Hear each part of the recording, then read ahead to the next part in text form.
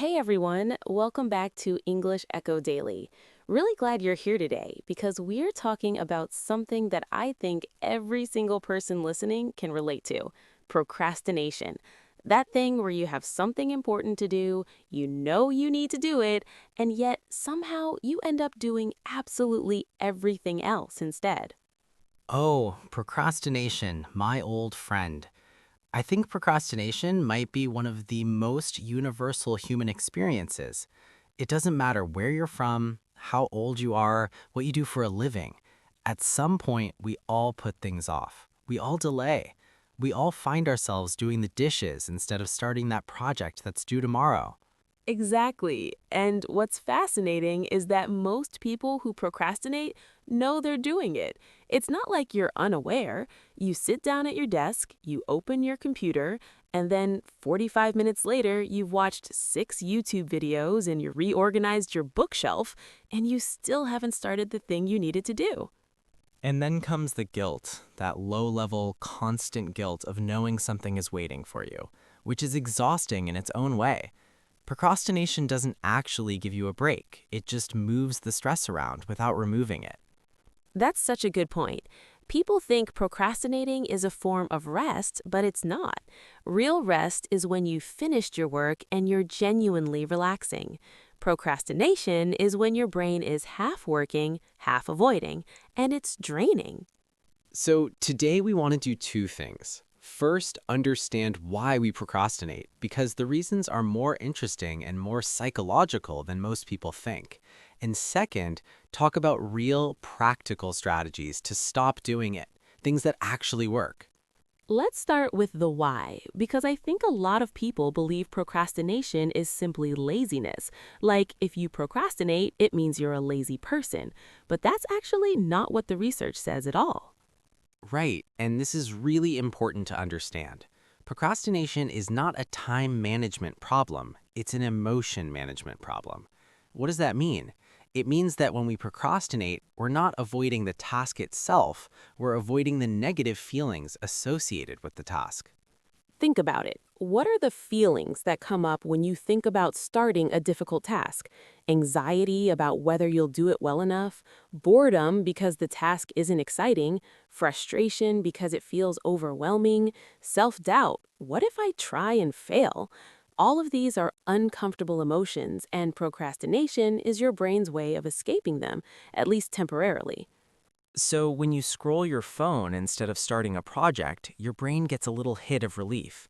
Ah, I don't have to feel that discomfort right now. But of course, the task is still there, and now there's guilt on top of the original discomfort. So, you've actually made things worse emotionally.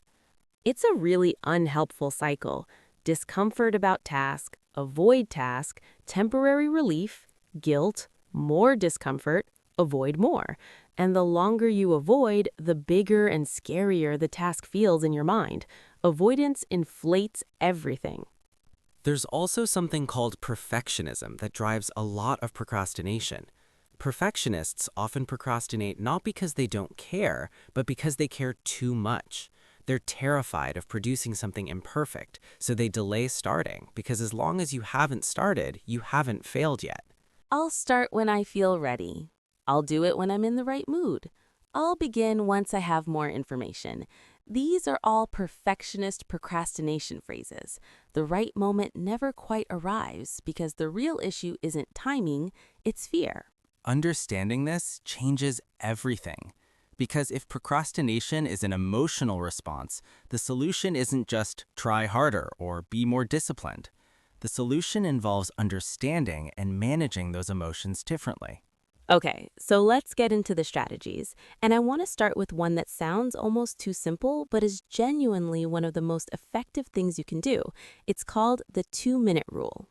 The 2-minute rule. Yes. The idea is simple. If a task takes less than 2 minutes to do it right now. Don't put it on a list. Don't think about it later. Just do it immediately. Reply to that short email. Put that item away. Make that quick phone call. The accumulation of tiny undone tasks creates mental clutter that drains your energy. And there's an extended version of this rule for bigger tasks. Tell yourself, I will just do 2 minutes of this. Not the whole thing, just 2 minutes. Start the document, write the first sentence, open the file. Because the hardest part of almost any task is starting. Once you've started, momentum usually carries you forward. That's so true. There's actually a concept in physics that applies perfectly here. Objects at rest tend to stay at rest, and objects in motion tend to stay in motion. Once you're moving, it's much easier to keep moving. Getting started is the real challenge. Another powerful strategy is called eating the frog. Have you heard this one? I love this one. Eat the frog means doing your most difficult, most dreaded task first thing in the morning, before anything else. The frog is the task you're most likely to procrastinate on. And the idea is that once you've done the hardest thing, the rest of the day feels manageable. You've already conquered the worst part. And there's a psychological reason this works beyond just getting it done. Completing a difficult task early gives you a genuine sense of accomplishment that sets a positive tone for the whole day. You feel capable, you feel productive, and that feeling makes you more likely to keep being productive. Another strategy that helps enormously is breaking big tasks into smaller pieces. One of the main reasons tasks feel overwhelming is that we look at them as one giant thing. Write a report, clean the whole apartment, learn a new skill. Those are huge, vague, intimidating. But when you break them down, write the introduction paragraph, clean just the kitchen, watch one tutorial video, suddenly they feel doable. Your brain can wrap itself around a small, specific task much more easily than a large, vague one. Chunking is the term for this, breaking a large project into smaller chunks. And it works because each small chunk gives you a completion moment, a small win, which releases dopamine and motivates you to continue. Your brain loves completion.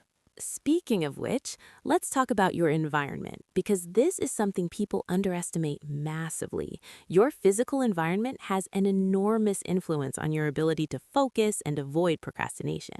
If you're trying to work in a messy, distracting environment with your phone next to you and the TV on in the background, you are making it incredibly hard for yourself. Your environment should support the behavior you want, not fight against it. Practical things that help.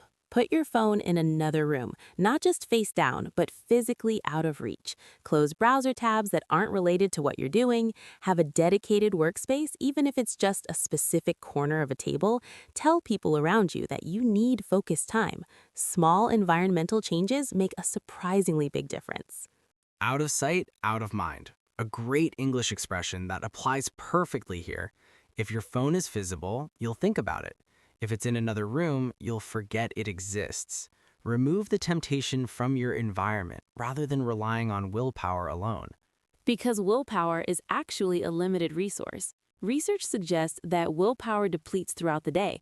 The more decisions and temptations you face, the less mental energy you have to resist the next one. So the goal should be to design your environment so that willpower is rarely even needed. That's such an important insight. Don't rely on "I'll just be strong." Design your situation so strength isn't required. Make the good choice the easy choice. Let's talk about one more strategy that I think is underused: accountability. Telling someone else about your goal or your task dramatically increases the likelihood that you'll do it. There's something about the social dimension that activates a different kind of motivation. Accountability partner. This is a term you hear a lot in productivity and self-improvement culture. Someone you check in with regularly, who knows your goals and who you report your progress to. It doesn't have to be formal. Even just telling a friend, "I'm going to finish this by Thursday," makes Thursday feel more real. And there's something called body doubling, which is when you work alongside another person, not necessarily on the same thing, but just in the same physical or virtual space. A lot of people find it much easier to focus when someone else is present and also working. It creates a shared energy of productivity. Study cafes, libraries, co-working spaces. All of these work partly because of body doubling. You sit down, you see other people working, and something in you shifts into work mode too. As we get close to wrapping up, I want to say something important. If you are someone who struggles a lot with procrastination, and I mean really struggles, where it's affecting your work, your relationships, your mental health, it's worth knowing that sometimes chronic procrastination is connected to things like anxiety, depression, or ADHD. These are real conditions, and if that resonates with you, speaking to a professional is a completely valid and worthwhile step. Absolutely. There's no shame in that. Understanding the root of your procrastination, whether it's emotional, psychological, or neurological, helps you address it in the right way.